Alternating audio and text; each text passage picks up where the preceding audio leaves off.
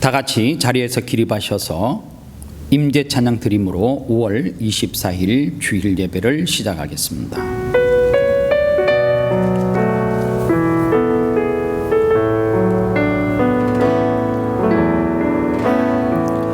하늘의 문을 여소서, 이것을 주목하소서. 주를 향한 노래가 꺼지지 하늘이,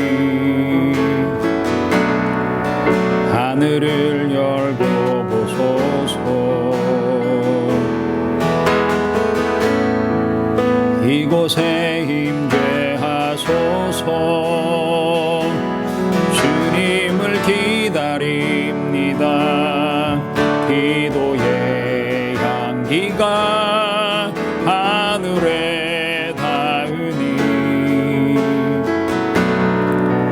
주여 임재하여 주소서.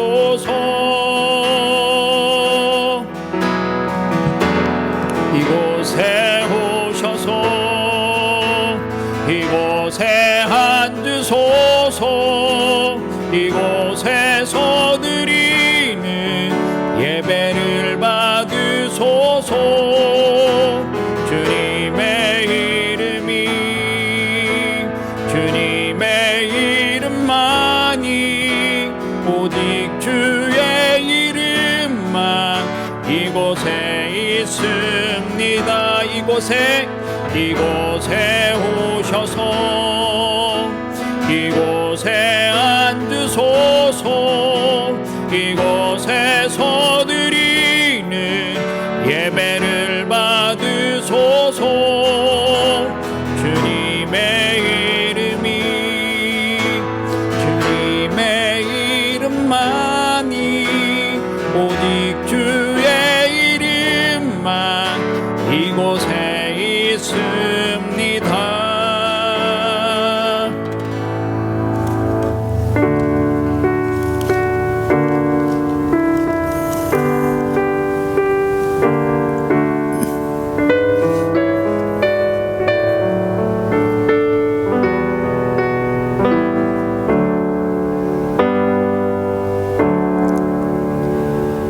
근심하는 자 같으나 항상 기뻐하고, 가난한 자 같으나 많은 사람을 부유하게 하고, 아무것도 없는 자 같으나 모든 것을 가진 자로다. 살아계신 아버지 하나님, 은혜와 사랑을 진심으로 감사드립니다. 여전히 코로나19가 이 땅에서 종식되지 않아 하나님 전에 나와서 예배하지 못하고 온라인으로 예배하는 상황 가운데 거룩한 주일을 하나님 앞에 예배하며 하나님의 임재를 소망합니다. 오늘도 하나님 전에 엎드려 마음을 다하고 성품을 다하고 뜻을 다하여 각자의 처소에서 예배하는 사랑하는 성도들의 예배를 주님께서 기쁘게 받아 주시옵소서. 사탄마귀 일절 틈타지 못하도록 성령 하나님께서 이 예배를 지켜 주실 줄 믿사옵고, 거룩하신 예수님의 이름으로 기도합니다. 아멘.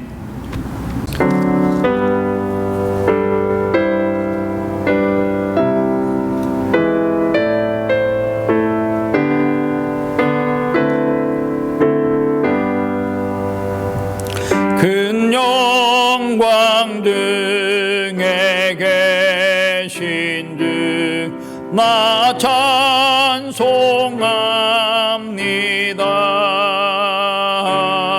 영원히 계신 주 이름 나 찬송합니다.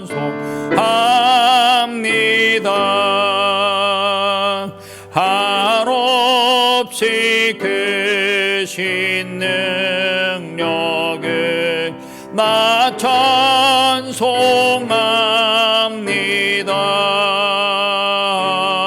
참되고 미쁜 그 온양 나 찬송합니다.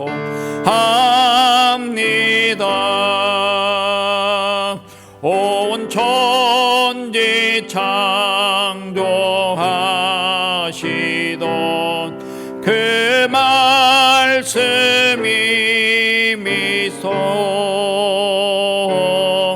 긍언이 변치 않는 들라미 싸옵니다.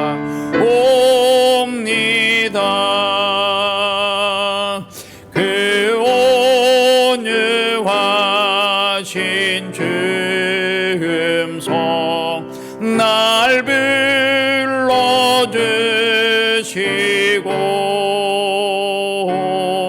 그 품에 품어주시니 나 찬송합니다.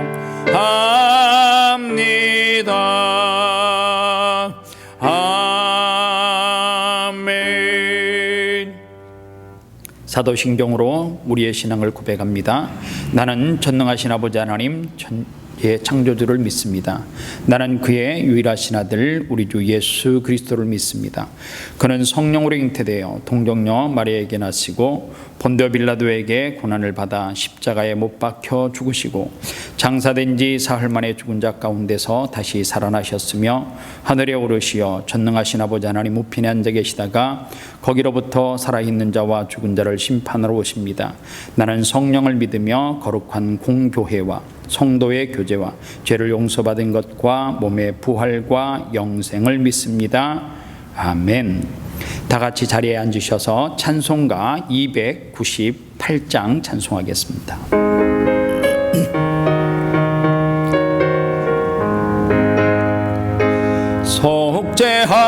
속죄하신 그 새들을 내가 찬송하리라. 내게 자유 주시려고 주가 고난당했네. 그 신사랑 찬양하리. 나의 죄 사려고 십자가에 죽임당한 나의 주 찬양하리. 내가 구원받은 증거 기뻐 전파리라. 내 죄 모두 담당하신 주의 사랑 크셔라. 그 신사랑 찬양하리. 나의 죄 사려고 십자가에 죽임당한 나의 주 찬양하리.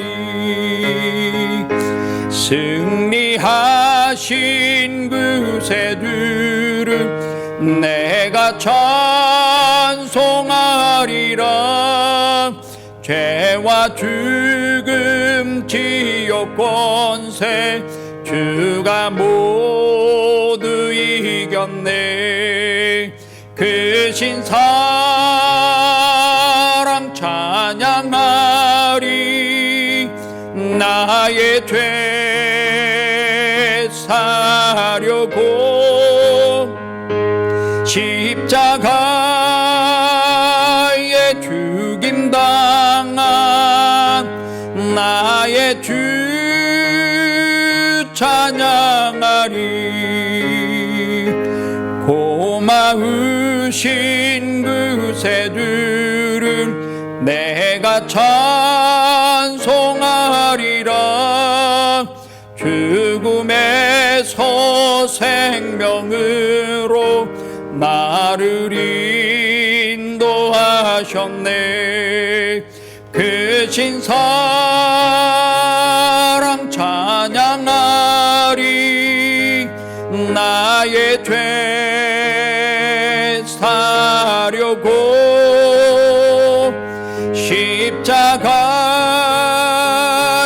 죽임당한 나의 주 찬양하리. 이 시간 한 목소리로 하나님 앞에 참회의 기도를 드리는 시간입니다.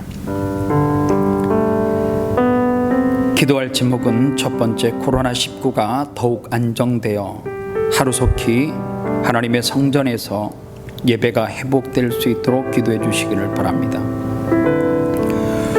두 번째로, 코로나19가 안정세로 조금씩 접어들면서 이제 내일부터 정상적으로 자녀들이 학교에 등교를 하는데 학교 안에서 감염이 일어나지 않도록 기도해 주시기를 바랍니다. 특별히 이 시간 사랑하는 선교사들과 그리고 우리가 섬기고 있는 한국의 농어촌 교회를 위해서 기도하도록 하겠습니다. 사촌교회를 위해서 기도해 주시고요, 태국 치앙마이 김소영 선교사님 가정을 위해서 기도해 주시고, 웹선교에서 사무사역을 감당하고 있는 박현주 선교사님을 위해서 기도해 주시기를 바랍니다. 이번 코로나19로 선교지가 굉장히 타격을 받고 힘이 들 텐데 하나님 그 사역이 다시 한번 열려지게 하시고 그 사역을 통하여서 온전하게 영혼을 구원하는 역사가 나타날 수 있도록 기도해 주시기를 바랍니다. 마지막 네 번째로, 오늘 하나님께서 주시는 말씀을 통하여서 내가 은혜 받기 위해서 간절하게 기도하도록 하겠습니다. 다 같이 기도합니다. 살아계신 아버지 하나님, 감사합니다. 이 시간 하나님 앞에 기도합니다. 우리의 죄를 용서하여 주시옵소서. 우리의 죄와 우리의 수치를 통하여서 하나님 이 땅 가운데 혹여나 하나님께서 우리로 하여금 하나님의 전으로 다시 한번 돌아와 회개하라고 코로나19를 통하여서 일하고 계신다라고 하면 연약한 인간들이 우리 자신을 신뢰하고 믿던 그 인본주의가 깨지게 하시고 하나님을 인정하고 하나님이 하시는 일 가운데 우리의 연약함을 고백하게 하여 주시옵소서. 하나님, 이번 코로나19로 전 세계 많은 사람들이 생명을 잃고 지금도 생사를 넘나드는 싸움을 계속해서 벌이고 있는 환자들이 많이 있습니다. 하루속히 그들이 치유되게 하시고 회복되어지는 역사가 있게 하여 주시옵소서. 이 땅의 코로나19가 안정세로 접어들면서 이제 내일부터 정상적으로 자녀들이 학교에 등교를 하는데 학교 안에서 감염이 일어나지 않을 수 있도록 하나님께서 지켜주시옵시고 이 나라를 인도하여 주시옵소서. 하나님, 아름다운 교회가 선교하고 있는 하나님 한국의 농어촌 교회와 선교사님들이 있습니다. 사촌교회를 하나님께서 기억하여 주시옵시고 사랑하는 주의 종을 통하여서 그 지역에 많은 사람들이 주님 앞으로 돌아오는 역사가 있습니다. 더욱더 교회가 지역사회를 위해서 세워진 존재의 이유를 알게 하시고 그 사명을 온전하게 감당하게 하여 주시옵소서. 태국 치앙마이에서 선교하는 김소형 선교사님 가정을 위해서 기도합니다. 사랑하는 선교사님 사역 가운데 하나님 코로나19로 사역이 중단된 가운데 있는데 하루속히 그 사역이 온전하게 회복될 수 있도록 은혜 베풀어 주시옵시고 특별히 질병으로부터 가정을 지켜 주시옵소서. 사랑하는 박현주 선교사님 사역을 주님께서 기억하시고 그 사역을 통하여서 수많은 사람들이 세워지는 역사가 하나님 있게 도와 주시옵소서. 오늘 거룩한 주일 말씀을 통하여서 하나님 앞에 충만한 은혜를 받기를 원합니다. 이 말씀이 내 심령을 쪼개게 하시고 다시 한번 말씀을 통하여서 도전받아 하나님의 사명 감당하게 하여 주옵소서. 이 모든 기도 주님께서 들어 응답하여 주실 줄 믿사옵고 거룩하신 예수님의 이름으로 기도합니다. 아멘. 교회 소식을 알려드리겠습니다. 온라인으로 예배할 때 정성을 다하여서 하나님 앞에 예물을 드리시기를 바랍니다. 온라인 예배 시간에 여러분들 정상적으로 주일 예배하듯이 꼭 시간 지키셔서 예배하는 습관을 꼭 가지시기를 바랍니다. 장혜영 집사님 둘째 시연이가 무사히 수술을 마치고 회복 중에 있습니다. 기도해 주셔서 감사하고요. 계속해서 이 어린아이가 온전하게 회복할 수 있도록 기도해 주시기를 바랍니다. 빈수영 집사님 그리고 강미경 집사님 가정이 내일 멜번으로 이주를 하기 위해서 떠납니다.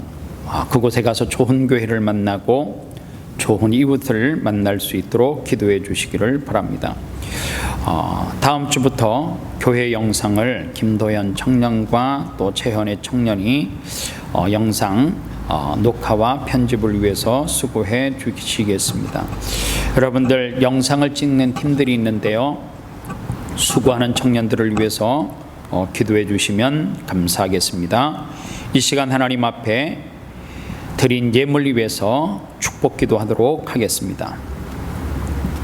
하나님 아버지 감사합니다. 이 시간 사랑하는 성도들이 하나님 앞에 정성을 다하여서 주일 예물을 하나님 앞에 올려드립니다. 10의 1조를 드립니다. 감사의 예물을 드립니다. 월드비전과 컴패션 선교 예물과 장학헌금, 구제헌금과 비전하우스 헌금을 하나님 앞에 정성을 다해서 올려드립니다. 이 모든 예물을 하나님께서 기억하시되 감사의 예물을 드린 사랑하는 성도들에게는 감사가 넘치게 하여 주시옵시고 10의 1조를 드린 사랑하는 성도들에게는 10개 중에 하나가 내 것이 아니라 하나님의 것인 줄 알고 물질의 주인을 고백하고 인정하였사오니 물질의 주인 되시는 하나님께서 그들의 가정과 사업장에 30배, 60배, 100배의 열매로 주님께서 축복하시고 흘러넘치도록 채워주시옵소서. 내게 풍족한 물질이 있는 것은 아니지만 이 지구촌에 가난한 이웃들이 있어서 월드비전과 컴패션 그리고 구제헌금과 장학예물을 하나님 앞에 올려드렸습니다. 이 예물이 목적대로 쓰여지게 하시고 이 예물이 쓰여지는 곳에 생명이 살게 하시고 그 생명 가운데 꿈과 비전이 회복되어 그 민족을 살리는 놀라운 역사가 있게 하여 주시옵소서. 특별히 사랑하는 성도들이 땅끝까지 주님의 복음이 증거되기 위해서 선교의 예물을 구별하여 드렸사오니 그 물질이 쓰여지는 선교의 현장에 놀라운 기적의 역사가 영혼을 살리는 놀라운 역사가 나타나게 하여 주시옵소서. 하나님, 물질이 없어 드리지 못한 믿음의 성도들이 있습니다. 또 믿음이 연약하여서 하나님 앞에 드리지 못한 사랑하는 성도들도 있습니다. 하나님께서 그들의 형편과 상황을 기억하시고 그들에게도 하나님께서 축복하여 주시옵시고 드릴 수 있는 믿음과 물질의 풍성함으로 채워 주시옵소서. 이 모든 예물 주님께서 기쁘게 흠양하여 주실 줄 믿사옵고 거룩하신 예수님의 이름으로 축복하며 기도합니다. 아멘. 이 시간 하나님의 말씀을 한 목소리로 봉독하겠는데요. 예배의 현장에서 다 같이 일어나셔서 하나님의 말씀을 받도록 하겠습니다. 하나님께서 주시는 말씀은 구약성경 에스더 4장 10절부터 17절 말씀까지 한 목소리로 읽도록 하겠습니다. 구약성경 753페이지입니다.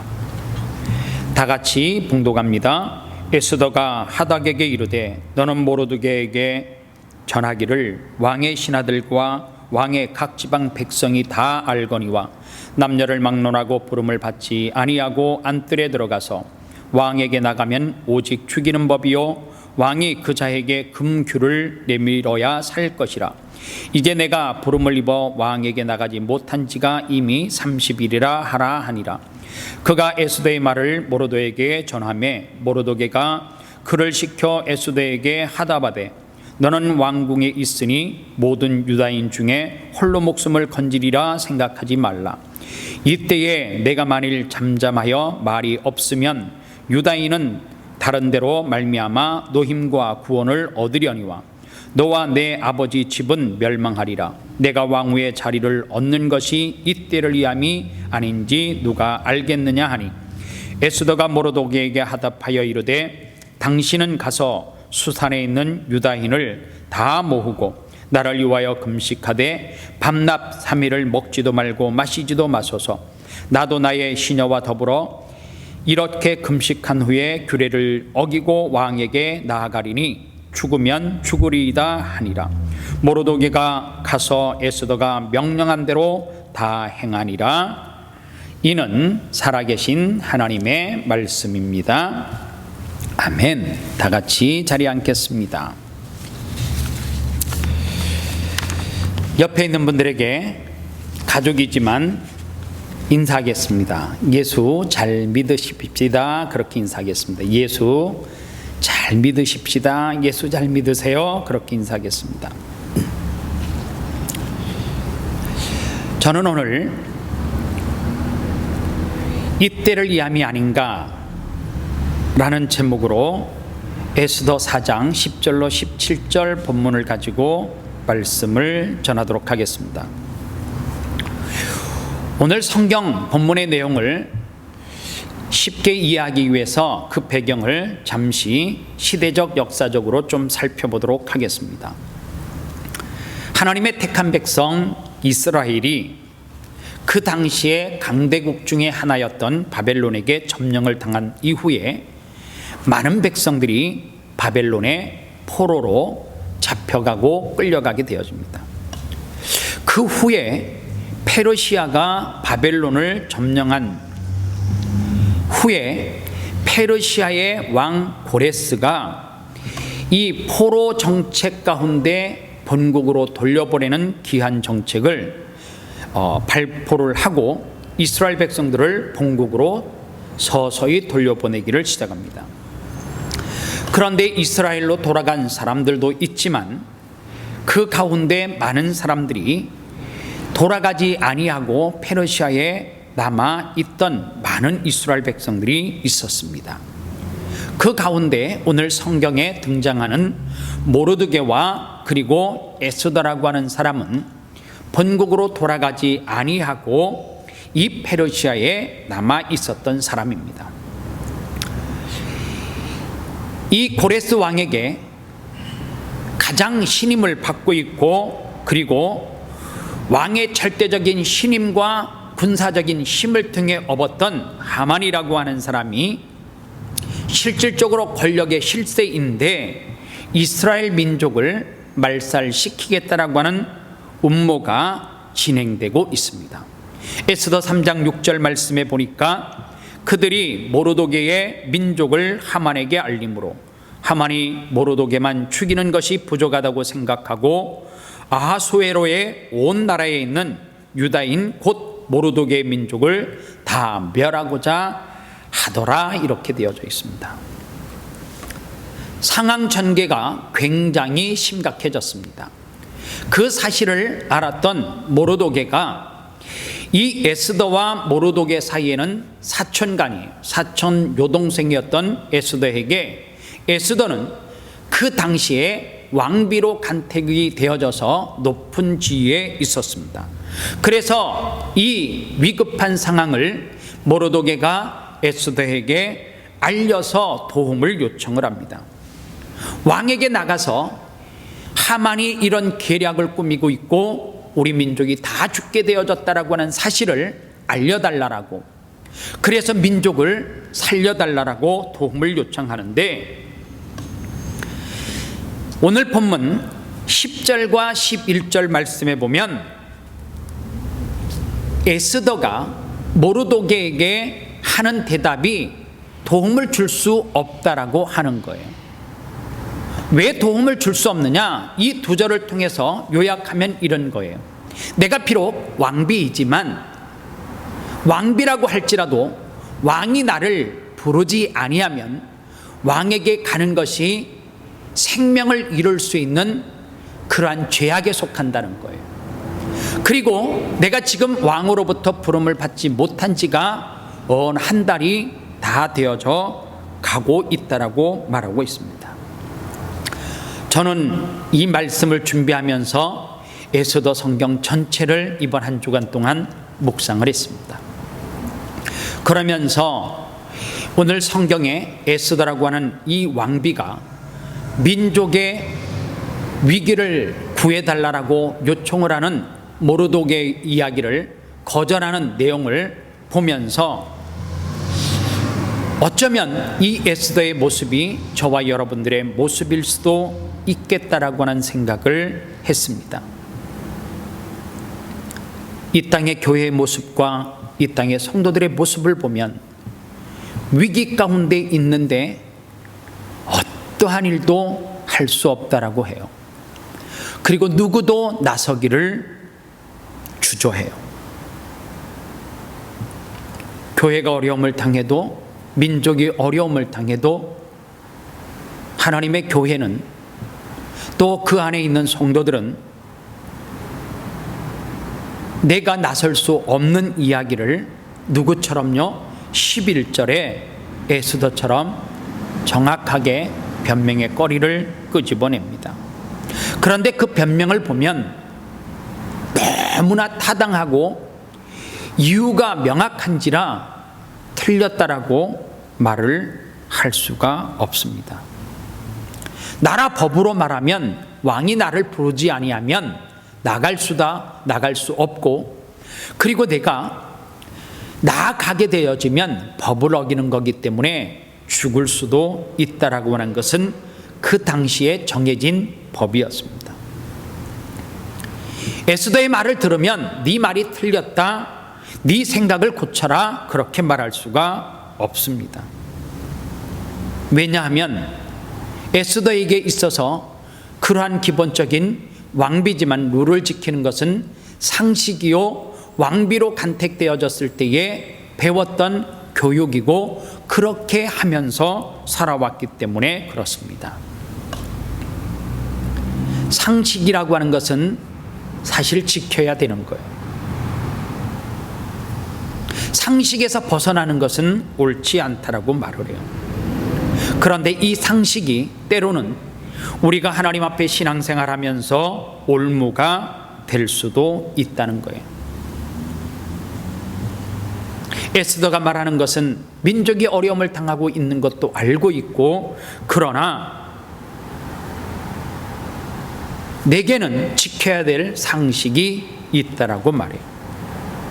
그런데 우리가 말씀의 결론을 알기 때문에 모르도게가 그 상식을 깨고 죽으면 죽으리라고, 그리고 왕 앞에 나갔을 때에 그는 죽지 않았다라고 하는 사실입니다. 인도 속담에 이런 속담이 있습니다.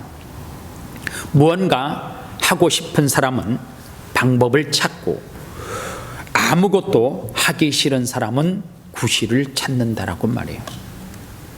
오늘 예수 믿는 저와 여러분들, 하나님은 저와 여러분들을 통하여서 일하시기를 원해요. 그리고 우리를 사용하기를 원해요. 그런데 우리는 내가 어떻게 하나님을 일을 할 수 있을까 방법을 찾는 것이 아니라 가지가지의 구실을 찾는 것을 스스로 돌이켜보면 알 수가 있습니다. 오늘 여러분들은 방법을 찾기 위해서 애쓰는 사람입니까? 아니면은 나의 나약함으로 인하여서 구실을 찾는 사람입니까? 입으로 선포하고 그리고 하나님을 의지하고 나갔더니 에스더가 하나님께서 능력을 주시고 그 입으로 선포하는 가운데 어떤 일이 벌어졌어요? 할 수 있다라고 하는 용기가 생기더라는 거예요. 때에 대해서 해박한 지식을 가지고 있는 사람이 어느 날 강의를 하는 것을 제가 들은 적이 있습니다. 우리 인간의 되뇌에는 치명적인 세 가지 약점이 있다라고 이야기를 합니다. 인간의 되뇌가 가진 첫 번째 약점이 뭐냐 하면, 인간의 되뇌는 주어를 모른대요. 이게 무슨 이야기인가 하면, 우리가 누군가가 미워서 그 사람을 향해서 욕을 하기 시작을 하는 거예요. 어떤 사람의 욕을 하는데 이 되뇌는 주어를 모르기 때문에 내가 누군가에게 욕을 하고 있지만 나 혼자서 그 사람을 향해서 욕을 해요. 여러분들이 가정에서 예배하는 가운데 저를 향해서 욕을 한다라고 가정을 해요. 그런데 우리의 대뇌는 무엇을 기억하지 못해요? 주어를 기억하지 못해요. 나를 향해서 욕을 하지만 주어가 누구예요? 방병복 목사, 나쁜 뭐 이렇게 말하면 주어가 뭐예요? 방병복이에요. 이게 빠지면 그 욕은 결국에 누구에게 하는 거예요? 나에게 하는 게 된다는 거예요. 반대로 누군가를 축복하면 이 되뇌는 주어를 기억하지 못해요. 그러니까 그 축복이 누구를 축복하는 것이 된다는 거예요? 나를 축복한다라고 하는 것이 되는 거예요. 그래서 사람에게는 얼굴에 그 모습을 보면 이 사람이 얼굴에 그대로 쓰여져 있어요. 분을 내고 누군가를 욕하고 짜증을 내면 그 얼굴에 화라고 하는 글씨가 확 박혀 있어요. 그런데 누군가를 축복하고 누군가를 사랑한다라고 표현하고 누군가에게 은혜를 입었던 그 모습을 보면 그 얼굴에 나는 지금 누군가를 사랑하고 있다라고 하는 것을 볼 수가 있습니다. 뜬금없는 소리 같지만 우리가 이 땅에서 살다가 잘 죽고 싶잖아요. 잘 죽고 싶으시면 죽을 때 무서운 얼굴로 죽지 않으려고 하면 누군가를 자꾸만 축복하고 살아있을 때 웃는 얼굴을 만드셔야 돼요. 특별히 호주는 아름다운 교회는 돌아가시면 장례식을 할 때 마지막 발인 예배를 교회에서 관을 반쯤 열어놓고 그렇게 장례식을 해요. 평소에 환한 표정은 돌아가셔도 화가 얼굴에 있더라고요. 마지막 죽은 이후에 내 모습도 웃는 모습이기를 원하시면 누군가를 자꾸만 축복하십시오. 왜요? 이 되뇌는 주어를 기억하지 못하기 때문에 그래요. 그런가 하면 이 되뇌는 두 번째로 시제를 모른다는 거예요. 다시 말하면 우리 인간은 참 신기한 본성이라고 생각을 하는데 뭐가 있냐면 어느 날 갑자기 밥을 먹다가 30년 전에 누구하고 관계가 안 좋았는데 화해를 했어요. 그런데 문득 가만히 밥을 먹다가 30년 전에 그 사람이 기억이 나는 거예요. 그러면 화가 나기 시작해요. 그런데 되뇌는 무엇을 기억 못해요? 시제, 과거, 현재, 미래, 이 시제를 기억하지 못하는 약점이 있어요. 여러분들 가정에서 부부싸움을 하다가 갑자기 아내가 밥을 먹다가 아니면 과일을 먹다가, 지금은 한겨울에도 수박 먹는 것이 뭐 어려운 것 아니에요. 한겨울에 포도를 먹는 거 어려운 것 하나도 없어요. 어느 날 갑자기 아내가 수박을 먹다가 남편을 확 쳐다보는 거예요. 깜짝 놀래요. 왜 놀래요? 아내 입에서 25년 전에 이야기를 하면서 내가 그때 임신했을 때 수박 먹고 싶다 했지. 그때도 겨울이었던 것 같아. 그러면 갑자기 밥 잘 먹고 과일 먹으면서 서로 이야기를 주고받으려고 어떤 대화를 하려고 했던 남편이 기겁을 하는 거예요. 그런데 의도적으로 아내가 그렇게 하는 것 아니라는 거예요. 우리 대뇌는 시제를 기억하지 못하기 때문에 불쑥불쑥 지난 과거에 무엇이 떠오르는 거예요?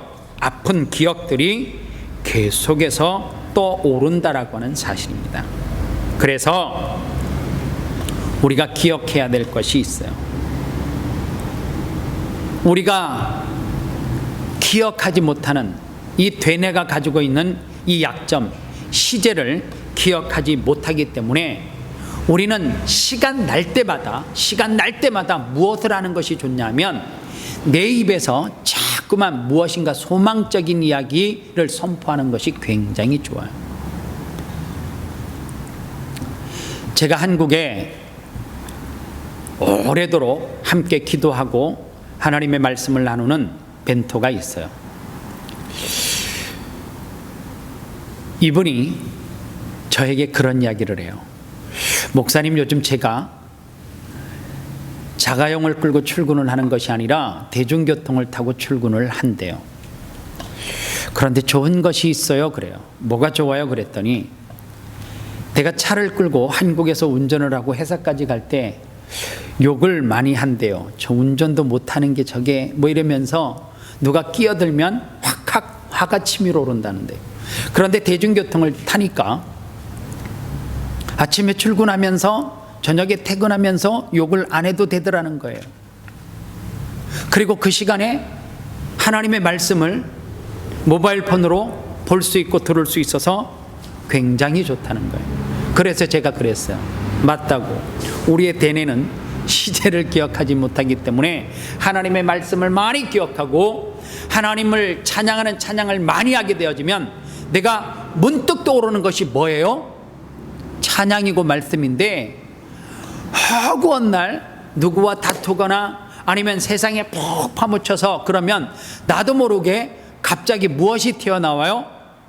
유행가가 튀어나오기도 하고 누구를 미워하는 것이 튀어나오기도 하더라고 하는 사실입니다. 그런가 하면 우리의 대뇌의 특징이 있는데 언어의 지배를 받는데요.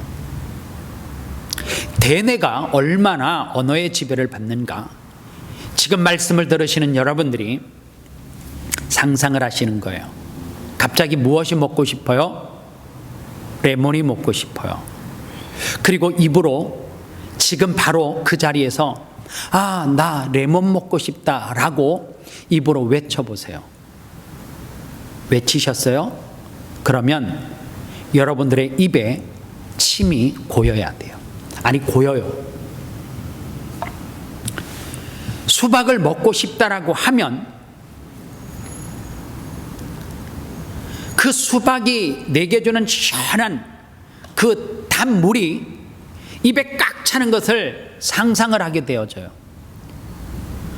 우리 대뇌는 언어의 지배를 받기 때문에 내가 무엇을 상상하면 바로 내 몸에서 반응이 일어나는데, 문제는 뭐냐면 이 대뇌가 언어의 지배를 받기 때문에 누구를 미워하는데 생각을 하다가 내 걔가 진짜 미워 입으로 뭐 하는 순간, 언어로 표현하는 순간 진짜 미워지기 시작한다는 거예요. 그래서요, 오늘 저와 여러분들은 할 수만 있으면 누군가를 많이 축복하고요, 할 수만 있으면 내 입에서 소망적인 이야기를 하고요, 할 수만 있으면 누구를 미워하는 말을 선포하는 것이 아니라 사랑한다라고 선포를 하는 순간 사랑해지기 시작하는 거예요. 참 신기하죠?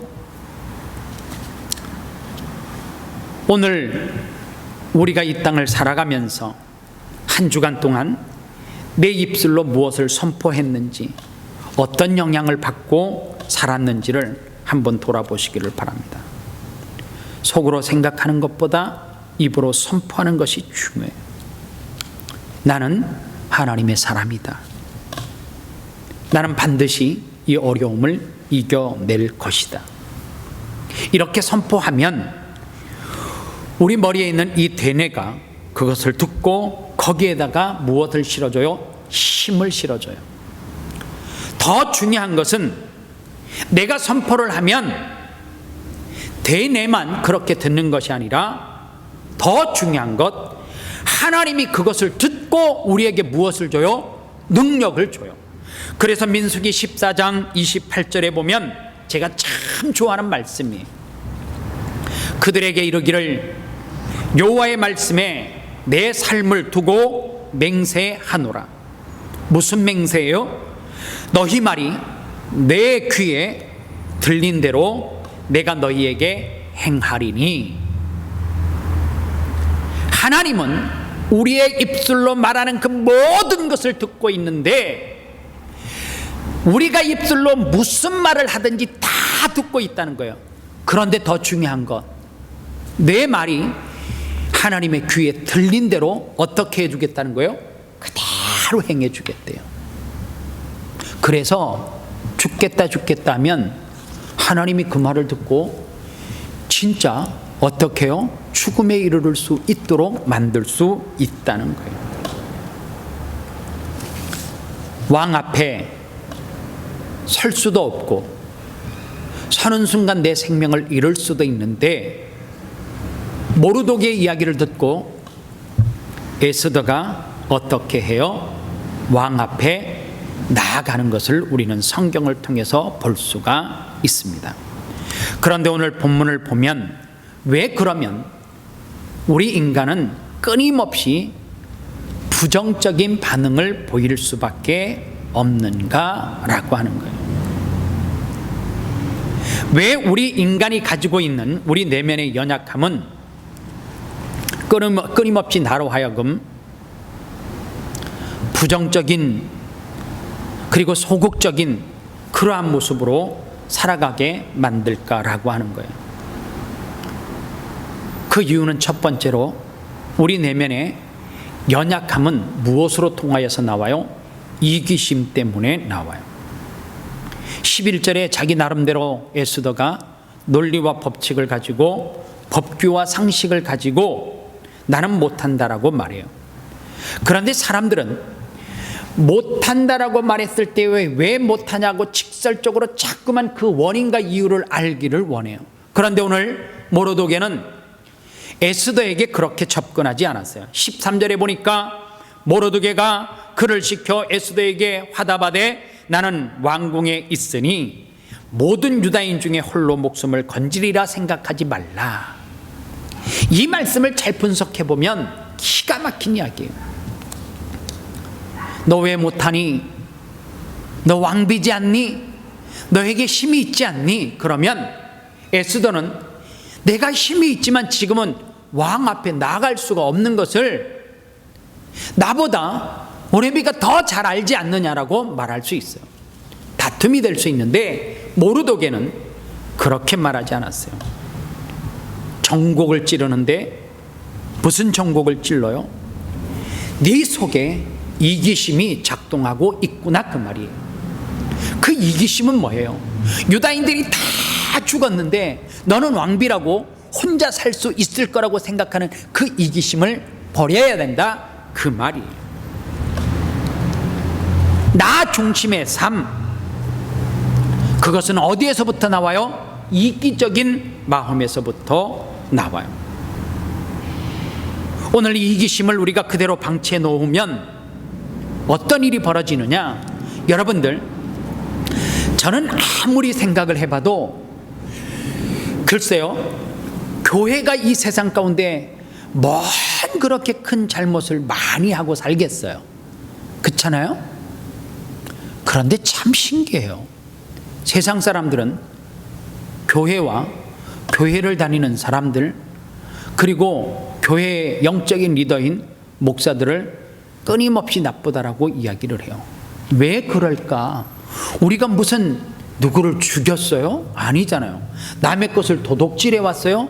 아니잖아요. 우리가 강도짓 한 것도 아닌데 왜 세상으로부터 욕을 얻어먹을까? 이유는 간단해요. 그 이기심이, 에스더가 생각하는 그 이기심이, 왜 너희만 살려고 하느냐? 가난한 이웃이 보이지 않느냐? 죽어가는 사람이 보이지 않느냐?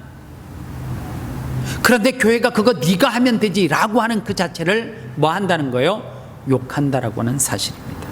그래서 우리가 신앙생활하는 것은 내세에 대한 믿음으로, 그리고 내세에 내가 죽어서 천국 간다라고 하는 그 믿음 때문에 신앙생활하는데, 내세에 대한 그 믿음만을 가지고 신앙생활하는 것이 아니라 이 내세에 대한 믿음은 현실과 격렬하게 부딪히는 가운데 뭐 해야 된다는 거예요? 그 믿음을 실천하면서 세상 사람들에게 보여지는 삶을 살아야 된다는 거예요. 믿음이 있는데 현실과 동떨어져서 현실을 도피하는 사람이 있습니다. 날마다 기도하는 것은 즐겨하는데 현실에 최선을 다하지 않는 사람들을 볼 수가 있습니다. 우리 믿는 사람들은 좀 더 의미 있는 일, 우리 믿는 사람들은 할 수만 있으면 더 가치 있는 일을 하면서 살아야 합니다. 그런가 하면 두 번째로 우리가 자각해야 될 우리 내면의 연약함이 뭐냐? 하나님의 섭리에 대한 무지예요. 여러분들, 에스더가 왕비가 되는 가정을 보면 2장 9절 말씀에 헤게가 이 처녀를 좋게 보고 은혜를 베풀어 몸을 정결하게 할 물품과 일용품을 고추며 또 왕궁에서 의뢰주는 7 궁녀를 주고 에스더와 그 궁녀들을 후궁 아름다운 초소로 옮기더라, 이렇게 되어져 있어요.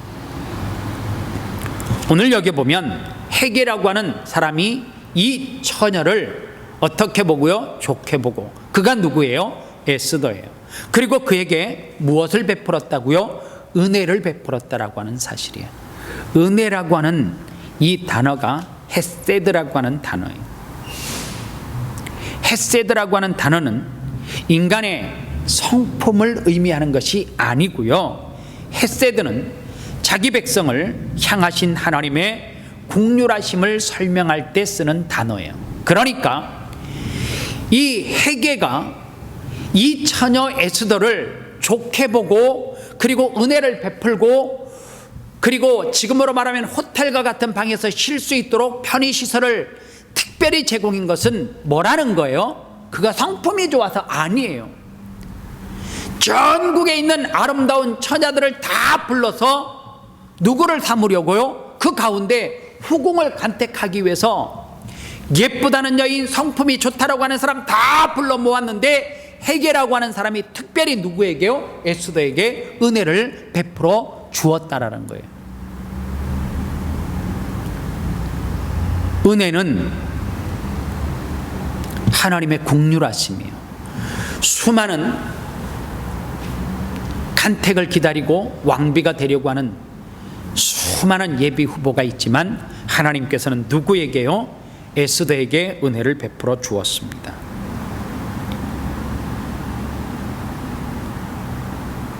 (14절) 말씀해 보니까 이때에 그가 만일 잠잠하여 말이 없으면 유다인은 다른 데로 말미암아 노힘과 구원을 얻으려니와 너와 내 아버지 집은 멸망하리라. 내가 왕후의 자리를 얻는 것이 이때를 이함이 아닌지 누가 알겠느냐 하니. 하나님께서 에스더에게 은혜를 베풀었던 것은 무엇 때문에요? 이때를 이함이라는 거예요. 민족이 위기를 당했을 때에 무엇을 하기 위해서요? 그를 통하여서 들어서 일하시기 위해서 하나님께서 그 전에 무엇을 베풀었다고요? 은혜를 베풀었다라고 하는 사실입니다. 제가 이제 아름다운 교회 부임한 지가 14년째 되어집니다. 제가 아름다운 교회 부임했을 때에 담임 목사님이 계시지 않는 공석인 자리에 제가 아름다운 교회 12월 화요일 날 제가 시드니에 도착을 했고 제가 공항에서 내리니까 장로님 가정과 그리고 리창옥 권사님 그리고 한 분의 집사님이었던 유향순 집사님이 공항에를 나오셨어요. 그리고 제가 그 차를 타고 공항에서 성전으로 와서 기도를 하고 그리고 그 다음 날 제가 새벽 예배를 인도하고 첫 번째 맞이하는 수요 예배를 제가 드릴 때에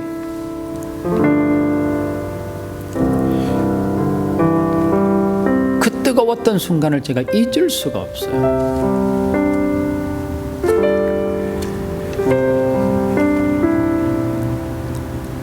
왜냐하면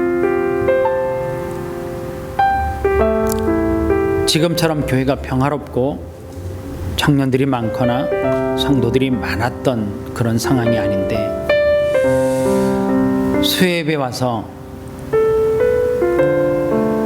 제가 자리에 앉아서 좀 일찍 나와서 기도를 하는데 갑자기 제 입에서 그냥 찬양이 툭 터지는데, 그 찬양이 이 찬양이었습니다. 약한 나로 강하게. 그런데 계속해서 그 가사를 제가 되뇌었어요. 그리고 제 입으로 찬양하기 시작했습니다.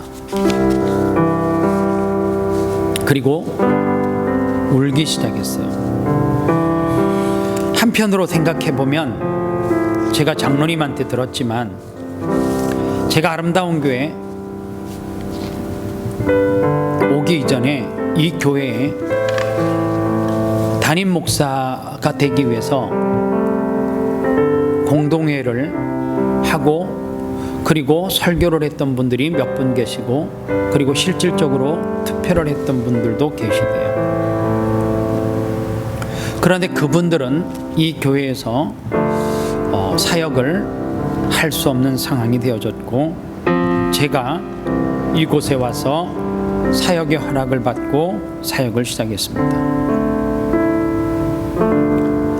내게 왜 이런 기적이 일어났을까? 제가 신령한 능력이 있어서요? 아닌 것 같아요. 제가 다른 사람보다 스펙이 좋아서도 아닌 것 같고요. 물론 제가 뭐 잘생겨서도 아닌 것 같아요.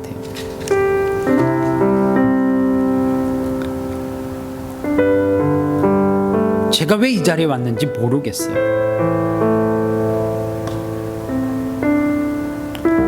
그러나 수많은 왕비가 되기 위해서 전국에서 아름다운 여인들이 간택을 기다리고 있는데, 하나님은 특별히 누구에게요?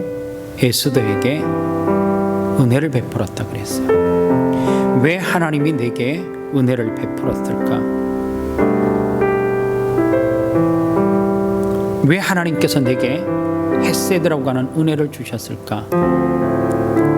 누리고 즐기라고요? 아니에요. 나누라고요. 언제요? 주님이 필요할 때, 이때를 이함이 아니냐라고 하는 거예요. 하나님께서는 제게 많은 믿음의 동력자들을 붙여 주셨습니다. 마치 에스더에게 모르도게가 있었던 것처럼 사역의 동력자를 보내주셨고, 또 누구를 보내주셨어요? 하나님의 자녀들인 성도를 보내주셨습니다. 내가 한 일이 아니라 누가 했어요? 하나님이 하신 일 같습니다. 무엇을 위해서요? 어렵고 힘든 이때를 위해서요. 오늘 아름다운 교회 공동체 모두가 하나님의 손길이 필요한 이때에 여전히 잠자고 있는 성도가 아니라 일어나 깨어서 이때를 위해서 누구처럼요? 에스더처럼, 비록 왕이 부르지 않았지만 죽으면 죽으리라고 하는 그 결단을 통하여서, 그리고 그 입의 선포를 통하여서 왕 앞에 나갔을 때에 민족을 살렸던 것처럼, 오늘 저와 여러분들이 나만의 내세를 위해서 믿음 생활하는 것이 아니라 이 땅 현실에 고통하고 어려운 이웃들에게 다가가서 그들이 힘들고 어려울 때에, 고통할 때에 그리스도의 사랑과 손길을 내밀 수 있는 저와 여러분 되시기를 바랍니다. 오늘 제가 이 말씀을 준비하면서 함께 찬양하기를 원하는 약한 나로 강하게 가사를 생각하면서 고백하도록 하겠습니다. 약한 나로 강하게, 가난한 날 구하게,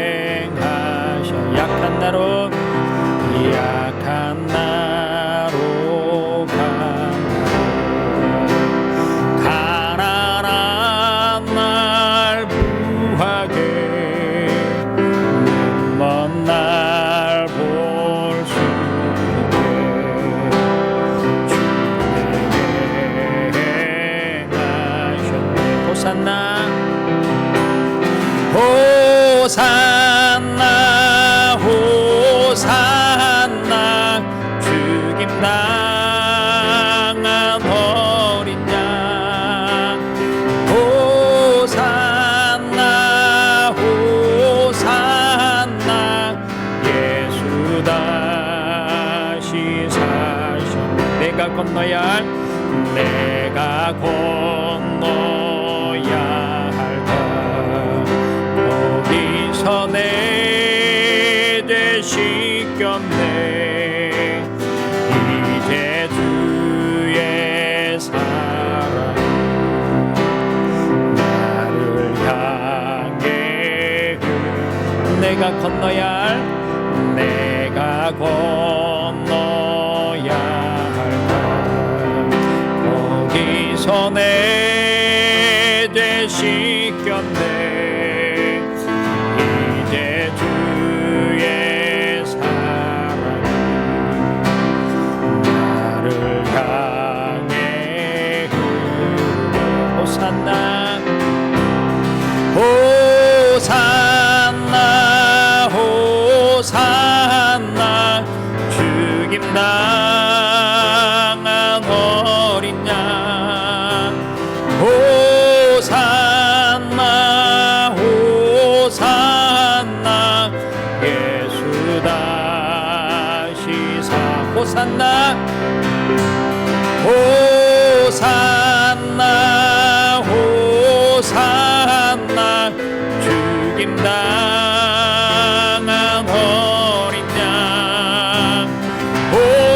호산나 호산나 예수 다시 사셨네. 이 시간 한 목소리로 같이 합심해서 기도하겠습니다. 오늘 저와 여러분들이 예수 믿게 하는 것 이때를 위함이 아닌가. 여러분들 지금 전도하기 힘든 상황이에요. 그러나 한편으로 보면 사람을 만나기 힘들지만 이제 조금씩 풀려지면서 내 형제들은 돌아볼 수 있지 않습니까? 내 자녀가, 내 손자 손녀들이 예수 믿지 않아요. 오늘 여러분들이 이 상황 가운데 예배하게 하는 것은 이때를 위함이 아닌가. 그 영혼에게 이 코로나19를 봐라, 하나님이 살아계시지 않냐? 전할 수 있는 절호의 기회가 아닙니까? 믿음이 연약한 사람을 만나 그 사람에게 하나님의 살아계심을 선포할 수 있는 그런 좋은 기회가 아닙니까? 오늘 이 말씀을 듣고 민족의 위기를 당했을 때에 에스더가 결단하고 기도하고 입으로 선포하고 하나님의 능력을 믿고 왕 앞에 나갔을 때에 민족을 살리는 역사가 일어났듯이 오늘 저와 여러분들이 믿음의 결단을 가지고 정말 주님이 나를 필요하는 곳에 그리고 내 입술로 복음을 선포하기를 원하는 그 생명에게 전하되 에스더가 금식하며 기도했던 것처럼 저와 여러분들이 먼저 하나님 앞에 기도하고 선포하기를 소원합니다. 다 같이 기도합니다. 살아계신 아버지 하나님 감사합니다. 이때를 위함이 아닌가. 에스더를 왕비로 세우고 민족이 위기를 당했을 때에 그 입술을 통하여서 죽으면 죽으리라, 그러나 하나님의 살아계심을 선포하고 내가 하나님으로 받은 그 은혜, 헷세대의 은혜를 기억하고 나아갔던 에스더처럼 오늘 저와 여러분들도 하나님 앞에 믿음을 가지고 하나님께서 내게 부어주신 그 은혜를 기억하며 입으로 선포하게 하여 주시옵소서. 그 생명을 구원하는 것 이때를 위함이 아닌가. 나를 들어 쓰기를 원하는 것 아닌가. 하나님이 말씀을 듣고 도전받아 내 사랑하는 자녀들에게, 손자 소녀들에게, 내 친지들에게 하나님의 복음을 증거할 수 있는 절호의 기회로 삼고 하나님 일어나 기도하여 믿음의 입술을 선포할 수 있는 은혜가 있게 도와주시옵소서. 그리하여서 내가 경험하는 헷세대의 은혜를 사랑하는 내 가족과 부모 형제들이 누리고 경험하는 축복을 살아갈 수 있도록 은혜 베풀어 주시옵소서. 예수님의 이름으로 축복하며 기도합니다. 아멘. 다 같이 자리에서 일어나겠습니다.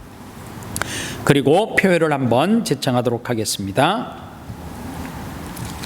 기도가 답입니다. 다시 한번요. 기도가 답입니다. 교회 찬양 드리고 축도함으로 예배 마칩니다.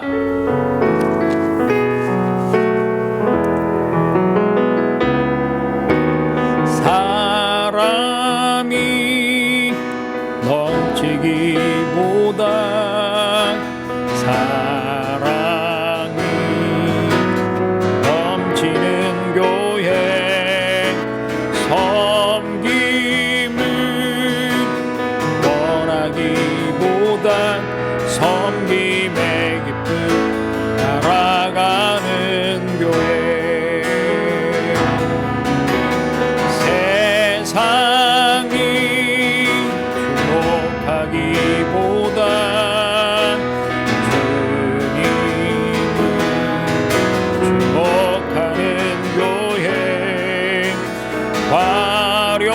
화려한 겉모습보다 중심이 주를 향한 교회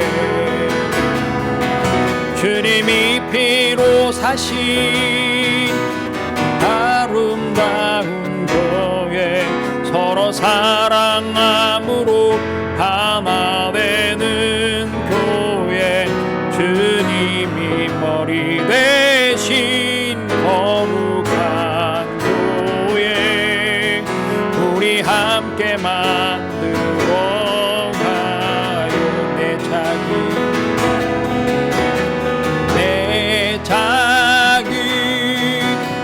생각보다도 하나됨에 소중함하는 교회 세상에 알려지기보단 서로가 서로 깊이 아는 교회 주님이 피로 사신 아름다운 교회 서로 사랑함으로 하나 되는 교회 주님이 머리 대신 거룩한 교회 우리 함께 만들어 가요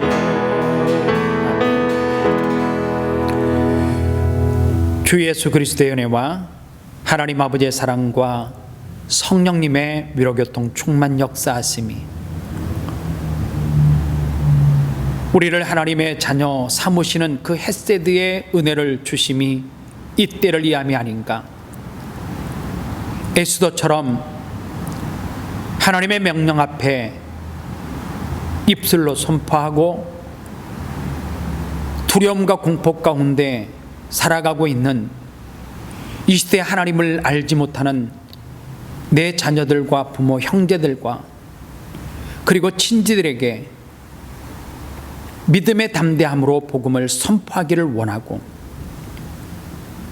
헤세드의 은혜를 이 세상 가운데 돌려내주기를 원하는 사랑하는 성도들 머리 위에 그들의 가정과 자녀들과 아름다운 교회와 이 나라와 조국 대한민국과 코로나19로 계속해서 고통당하고 있는 확진자들 머리 위에 이제로부터 영원토록 함께 계실지어다.